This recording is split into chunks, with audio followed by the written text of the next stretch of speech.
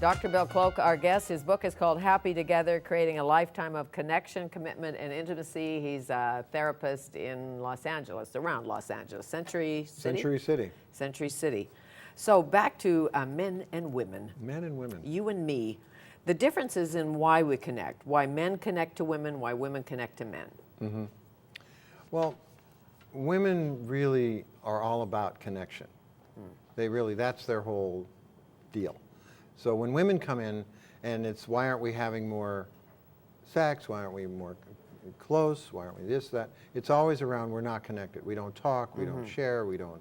Sure, you don't tell me you love me. You know, that women want to feel close to have sex and men want to have sex to feel close. And exactly. So very different kind of process going on. So women really want to be cherished. It's all about love me, do you love me, do you want me, am I important to you, do you value me, will you kill for me, you know, this whole kind of very protect much more. Me. As much as we feminists think we can protect ourselves, which we can. Yeah. But. Yeah. Yeah. For women, a lot of it's can I count on you? You know, you're someone I know is going to show up when the chips are down. Can I trust you? And I trust you. Big, very big. When women lose trust and they lose respect for their mate, that's a big deal. Okay, for men, it's much more about loyalty, partnership, appreciation. You know, I'm going out and working and all this and you don't appreciate me. I don't find you're on my team. You're really there for me. You're kind of like working side by side with me. So men are very team-oriented, team-conscious, working together, being a good partner, okay? Loyalty really means a lot. And this sense that, you know, they feel that the woman values them and appreciates them. What about physical appreciation of a male? When you say, honey, you have the best abs in town, or whatever it is, or I love your hair, or I love your tie, or you look great tonight, or you can do it. People usually, if it's sincere. Yeah, people are usually long on the criticisms and short on the compliments. Right. And we need to be the other way around. Sure. You know, the more positive, obviously, we can be, the more loving, the more supportive, the more caring, the sweeter we can be. All of those things, as men, relating to women really work well. You know, remembering those things, doing small things, making sure they make the calls during the day. You know, how are you?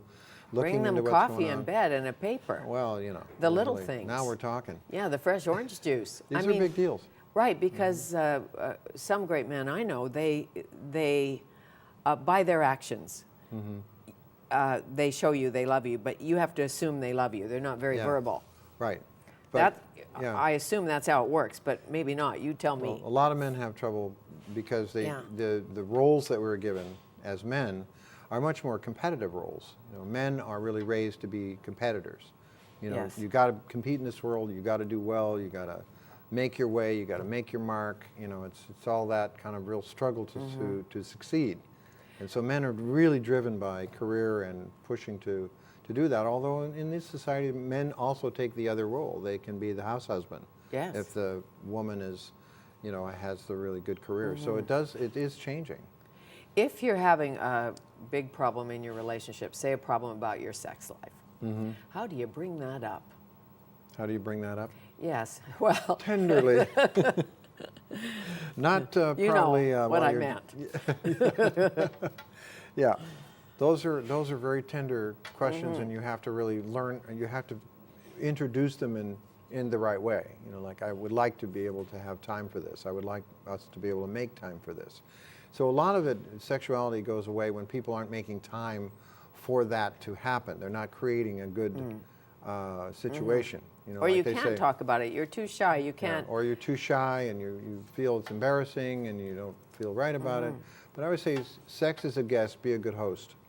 You know. Okay, sex is a guest, be a good host. That's good. What happens when it just, the desire goes away? On both parts, or maybe just on one part, the dance of intimacy isn't there, you're just not interested. Clicking?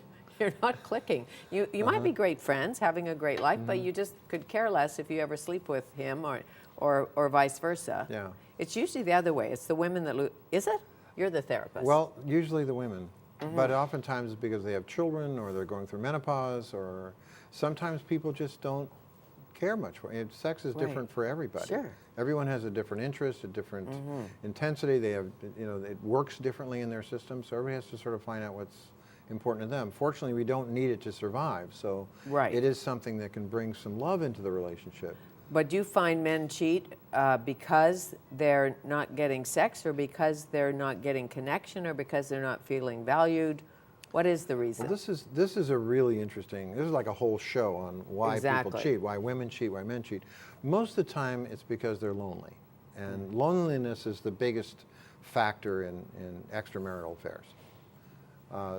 Something's not connecting. They don't feel they're getting respected at home. They don't feel like they're getting what they need at home. So they start to look around, or they go out to women of the evening, as it were. And that's sort of a big industry. It's very available. And they can kind of sidestep the whole importance of needing to come home and really have those important conversations. Usually a lot of stuff has gone on between them that hasn't been resolved. They don't have good conflict resolution skills. So they have big fights, but nothing gets resolved. Done. And when you have a big fight, I don't know what happened between Arnold Schwarzenegger and Maria, and I doubt you do. Oh, but I actually do. You do, okay. Yeah. Are you the therapist? I know Arnold. You know Arnold. So what's that about? Not at a deeply personal level. Well, he always had that kind of roving eye, I think. And Yes. I think that just got a little carried away. When it's in the house and it's with the housekeeper, I think that's just a little... That's a little much. I mean, she is a Kennedy. She can tolerate probably a lot of stuff because it's just what they do. But yes. We knew Arnold way back when, and he's been the same guy. Right. No, I have friends who ran into him at the hotel, and you're right. He's that kind of guy. He's that kind of guy. With the wandering eye. And the hands wander and the hands, as well. very much so. Don't get on the elevator with Arnold. Yeah, don't get on the elevator. elevator. No. You write about... That's the rule. That's the rule. You write about Sally and Harry in here.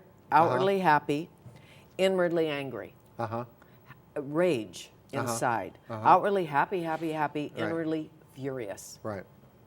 What do you do about that? What do you do about that? Well, you got to draw it out. I mean, usually what happens is they end up either splitting up and never talking about it, but that's what I mean about destroying the connection and not feeling close to each other. All that rage comes out in contemptuous remarks and sarcasm and doing other things and affairs and just not wanting to be around the person, and there's so much in there that they just stop being attracted, they stop loving.